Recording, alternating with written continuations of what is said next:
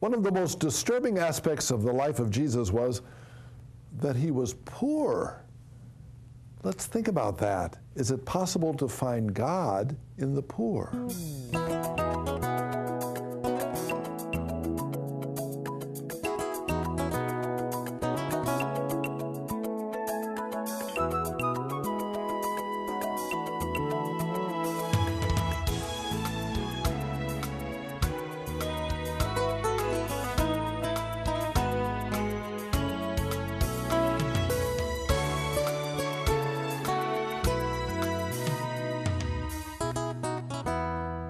Hi, I'm Father Mike Manning. It's an honor to be with you. I want to share with you my understanding of how God is present in our life. I've written a book, and it's called 15 Faces of God. And what I've done is I've taken the 15 parables, or 15 of the parables of Jesus, and I've allowed them to be doors that we open to allow us to understand God and to see God's face. So it's 15 faces of God through the parables of Jesus.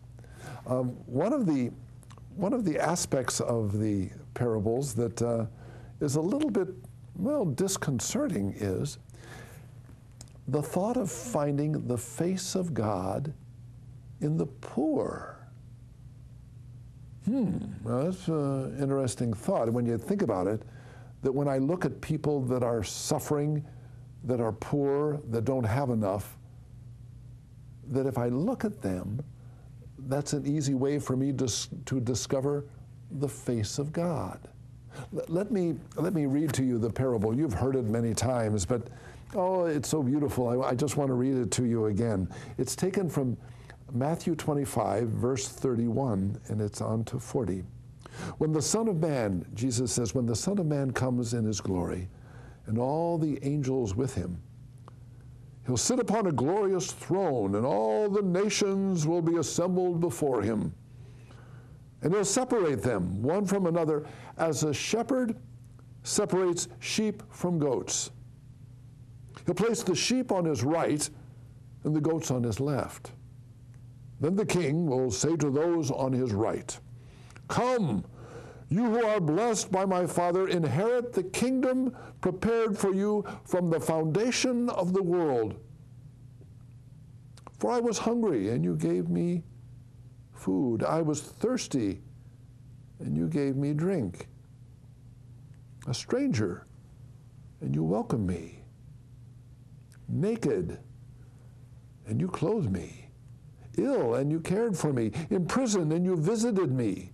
And then the righteous will answer him and say, "Lord, when did we see you hungry and feed you, and thirsty and give you to drink? And when did find a stranger and welcome you, and naked and clothe you?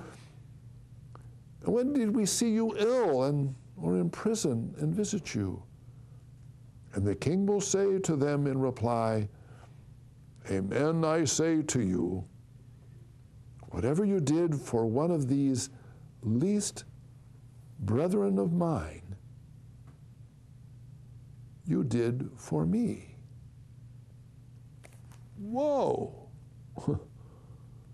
When you think about that, that means that in our quest to know God and to find God, the simple formula is look to people that are poor, and there you will find them. And who are the poor? Well, they're the homeless, they're the immigrants, they're the teen, perhaps, who seems to be lost and just doesn't know where to go.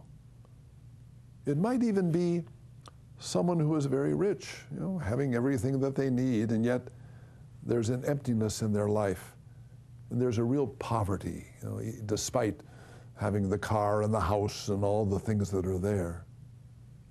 And then there's the people in between, the destitute and the people that are rich, the people that are just trying to get by. And there's the ones. Isn't that interesting? That Jesus says just very simply, where you find the poor, you can find the face of God. Now, if we really listen to that, that changes our whole perspective of what's nice and what we like to have. it really challenges us to be able to see God in the poor. Now, when you talk about poor, you have to think about Jesus. And Jesus was continually living with the poor. He was born in poverty. Remember, there wasn't any place for them in the inn, and so he had to be born outside. We know that the place he lived in, which was Nazareth, was a very poor town, and he didn't have a lot of wealth. And as he goes through his ministry, we find that he only seems to have the clothes that he's wearing, and he doesn't have a place to live, to put his head down. You know, the foxes have dens and the birds have nests, but the Son of Man has no place to lay his head. You know? Then, of course, we always remember him naked, hanging on a cross and dying. He dies naked. He dies without anything. He dies with a deep, deep awareness and love and connectedness to the poor. Well, he also speaks to you and to me about the importance of being careful that we don't get caught up in riches. Remember, he says things about it's easier for a rich man to pass through the eye of a needle than it is for a rich man to enter the kingdom of heaven. That's very disconcerting, and it also kind of shakes us up with regard to a challenge of making sure that we're really making sure that we're not disregarding poor people and maybe going to church instead, but maybe finding God in the poor that are in front of us. Well, let's think about that for a moment. I wanted to just kind of play around with this thought. Is it possible that when you're poor, that you can be closer to God? Well, I've found in my own life and in the lives of those that I love that this very well might be true. I'm thinking of a lady for a good example of all this. Her name was Carmen. When I was pastor of a parish in San Bernardino, I would often find Carmen, she had 3 very small children. One was still in a little carriage. And I found out that her husband had left her. And she was in many ways just kind of living on the street, struggling to try to find a meaning for her life. And here she was with 3 little children. And yet she'd come to church. And I can remember this. I'd be sitting in church saying some prayers, and she'd come up a little bit more to the front, and there was no one else in the church. And the kids, of course, were full of all kind of energy, doing all kind of things. And I could just see her looking at our Lord in the tabernacle and praying. And if ever you wanted to find poverty, there it was. And yet a wonderful, wonderful openness and freedom that she found, even in all the things that she had lost, to finding a relationship with God. There's something about letting go of so many of the things that we have and surrendering our life and finding God in that, which was beautiful with Carmen. I often think of the beauty of poverty with regard to 2 dear friends of mine, Caesar and Irma. Irma suffered a very difficult problem. Her father, and get this, a month after the death of his wife, was sitting by the grave of his wife, praying in the cemetery, when a drug addict came and at the point of a knife abducted him, took him off up into the San Bernardino mountains, and there, after taking his credit cards, stabbed him to death and threw him over a 100-foot embankment.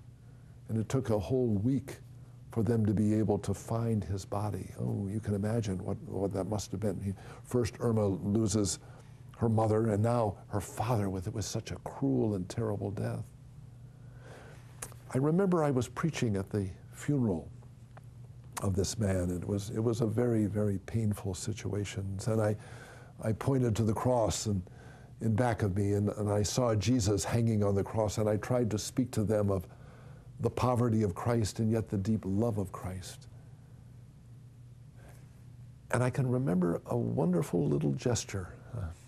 Caesar just very quietly reached over and took the hand of Irma. And there was an intimacy and a care in that moment of tragedy, of God being present, even in this poverty, even in this loss, and the greatness that came through that. Well, you're hearing my point of the parable, which I think is, if we want to see God, we can see the face of God in the poor. Think of your own lives, of the poor around you, and let that happen. Now, I want to come back. I've got another message I want to share with you. But please, stay tuned, and let's see what we can do to understand more and more the richness of finding the face of God in the poor.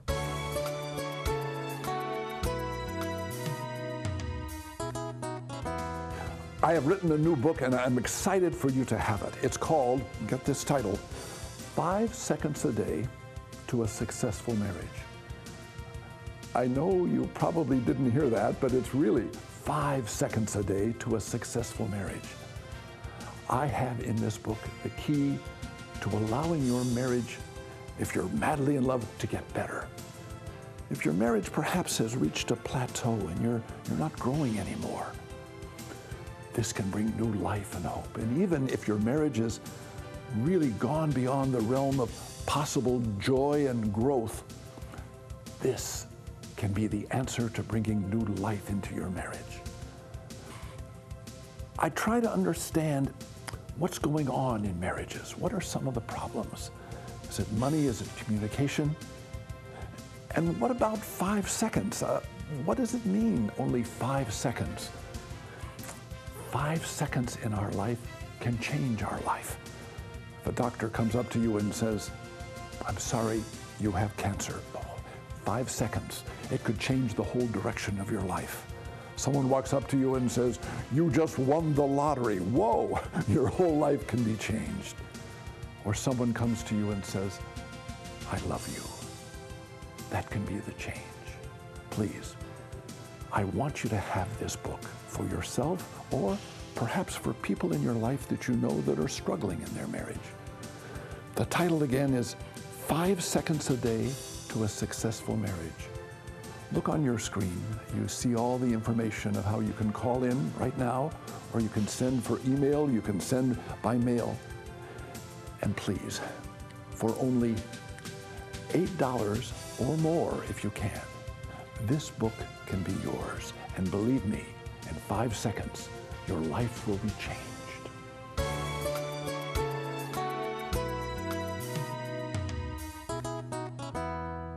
We're trying to understand the power of what it means to experience God in the poor. It's something different. It's a challenge to us, but it's a real heart of what Jesus is trying to convey to us, that we really got to search out, especially the poor, to find that blessing. Jesus was filled with that challenge in many ways. Remember Zacchaeus? Zacchaeus was a tax collector in the richest town of all of the Holy Land. He was down in the town of Jericho. Jericho was like a summer spa in which people went to get away from the hustle of the world, and there were an awful lot of rich people. And Jesus came to the town, and Zacchaeus, who was a little guy who couldn't see Jesus because of the crowd, he went up on a tree, and he's sitting on a tree looking down, trying to find Jesus. And Jesus invited him to come, that he could come to dinner with him. And he touched him. And the power of Jesus' message turned his life around. And Zacchaeus makes this protest: "I give half of what I own to the poor. And if I've defrauded anybody, I'll pay them back 4 times. Whoa! Man. But this speaking of the importance of encountering God in the poor as he challenged Zacchaeus. I think also of that wonderful story of one time Jesus was sitting in the temple, and he was talking with someone, and he looked over in the side of his eye, and it seems in the temple there was something of a big container or whatnot where people would come and they would leave their donations. Well, he was looking out of the side of his eye as he's talking to someone, and he sees some rich people come over, and they're probably dropping the money and making a big sound so that people could see them. But then quietly, that no one else can see, a little widow. I'm picturing her as being little and frail. All she has is 2 copper coins. And this is what she takes and she puts into that bin where they're making the collections. And that is all she has to live on. Isn't that amazing? And Jesus looked at her and said to the people around him, all those rich people, they were giving out of their want. But she gave everything that she had to live on. Whew. That's a beautiful image of God for us too, isn't it? An image of God who's willing to give everything that he has for us. And that's precisely what God is all about. God gives his son Jesus to you and me. He becomes poor, if you will, by giving everything that he has. The most precious gift he has, he gives Jesus to us. And that's that whole pattern of giving and surrendering that is the call that you and I have as we try to exercise our faith and our belief and also our desire to encounter God in our life. There's an interesting aspect in this with regard to St. Paul. Let me see if I can make the connection for you. In the second letter to the Corinthians, Paul goes through a whole bunch of things towards the end of his ministry of what he had to suffer. Oh gosh, he was beaten by rods. They had a whip that had 39 leather things, and they had each end of the hook had or each end of the pieces of leather had a little hook, and they whipped Jesus with that, and then pulled those hooks right through his back. He was shipwrecked. He was running into problems with the robbers and people that were supposed to be part of the ministry. They even were dishonest and cheated him. And at one point, people so hated him that they stoned him to death. They thought that they were killing him. Imagine stoning someone to death. And you think, oh my gosh, oh boy, what a terrible, terrible life. And what a poor life. And yet in the midst of this terrible, terrible things happening, listen to what he says in Romans 8:28. Imagine this, again, if you and I don't know if we've gone through anything close to what Paul went through in his love for Jesus, in his embracing poverty and having nothing. He's able to say in Romans, all things work for good for those who love God. That's that faith that we need to be able to surrender ourselves, to really give ourselves totally to God in our life, and to give ourselves to the service of the poor, and to even embrace poverty because we know of the love of God. Remember that, and let that become the foundation of your life. Let it become the foundation of the great things that Jesus is calling us to.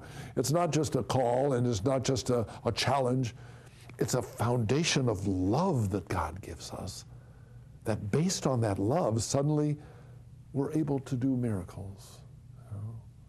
We're able to do miracles like, I can remember one time I was over in the Holy Land and I went to the Gaza. We hear about the Gaza so much.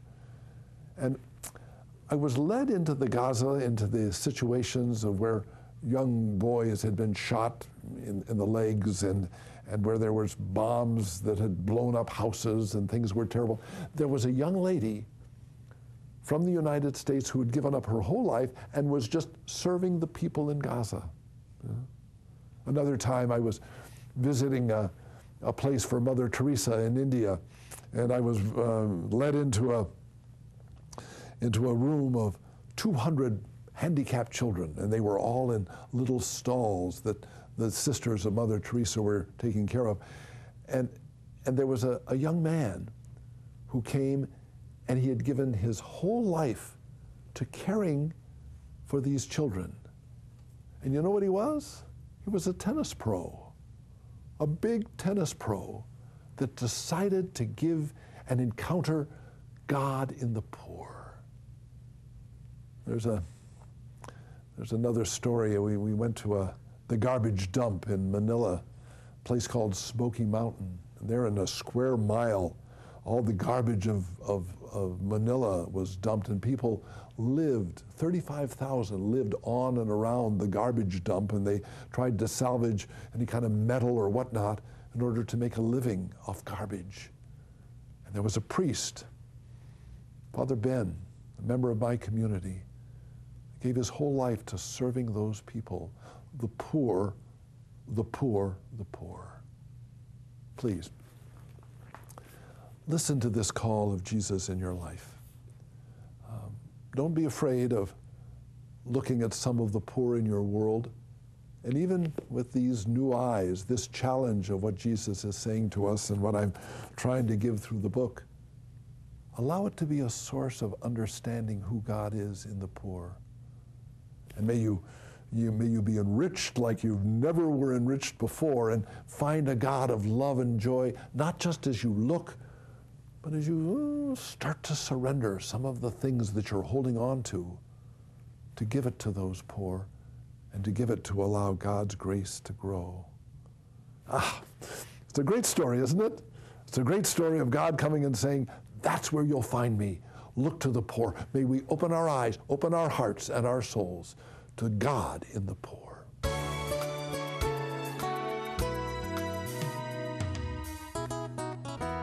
I have written a new book for you, and it has an impossible title, 5 Seconds a Day to a Successful Marriage. Impossible, huh? No. This can be a key to bringing new life if you're madly in love with your partner. But maybe you've reached a plateau and things aren't growing the way they should. Maybe even you're separated and things seem hopeless.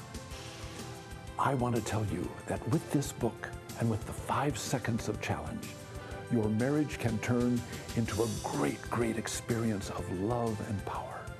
Please, look right on the screen. There's where you can get in touch with us, and you can order this book for only $8 or more if you can.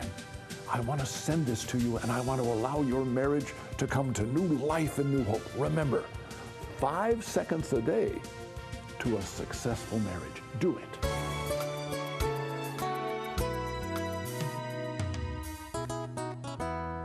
If you ever want to experience poverty, try to do a television program. Sometimes that really is an experience of poverty. I've gone out on a limb. I've tried to be able to share the word. Sometimes the old bills are more than the money coming in. As you think of that challenge, you might think of us. But also, I want you to remember in a special way the iPhone. We've moved into a brand new experience of evangelizing. Certainly it's wonderful to do this here on television, but do you know that there's an awful lot of people who are now communicating and being communicated to through the iPhone? And we have an app on the iPhone so you can get a message every day. It lasts, maybe 4 to 5 minutes every day. But it's a reflection on the scripture that we get in the church, and I hope you can be enriched. You go to the address, and it's kind of catchy. It's the letter I, God, and then the word today. So please remember that. It's also a wonderful chance for you to communicate with us, those of you who do have iPhones, because it's a chance to let me know of some of your prayer intentions and your concerns. But if you even don't have an iPhone, please continue to make those phone calls. Please write us, get in touch with our webpage. Get in touch also with any kind of means you can use. The telephone is great to share your needs. Look what happens. People from all over the country, all over the world, are writing in and are sharing their deep concerns. And I want you to pray with me, would you? Lord, there are people that are writing all over the world and asking for help. They're poor. They're poor and needing you, and we know that you love the poor, and we know that we can find you in the poor. Stand with us, Lord. Stand with them. Bring them the richness, the power, and the peace that only you can give. Lord, as we struggle with our own poverty, may we also know that you are close to us, especially when everything seems to be gone, and you'll never, never let us go. May Jesus' love for you always, and I mean that always, make you smile.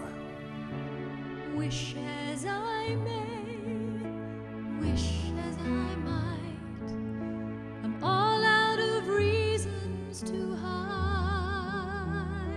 I thought I could run, I thought I could fight, but this time I know what you're saying. If you love me, feed my sheep, pick up your cross and come follow me. If you love me, feed my sheep. Do you love me?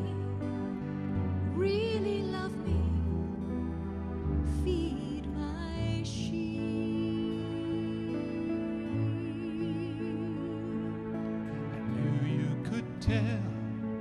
I knew you could see the wall I was building inside,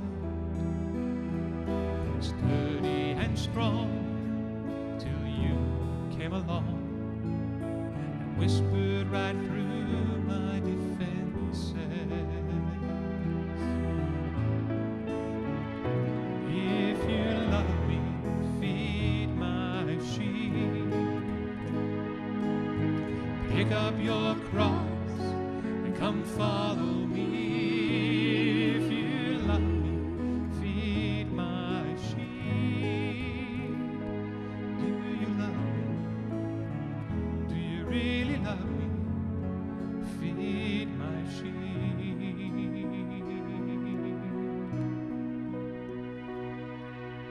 Where to from here? It's never too clear. I'm going wherever you lead me. I'll give you my life, I'll give you my dreams. How else can I show you I love you? There must be some way I can tell you. Lord, you must know that I love you.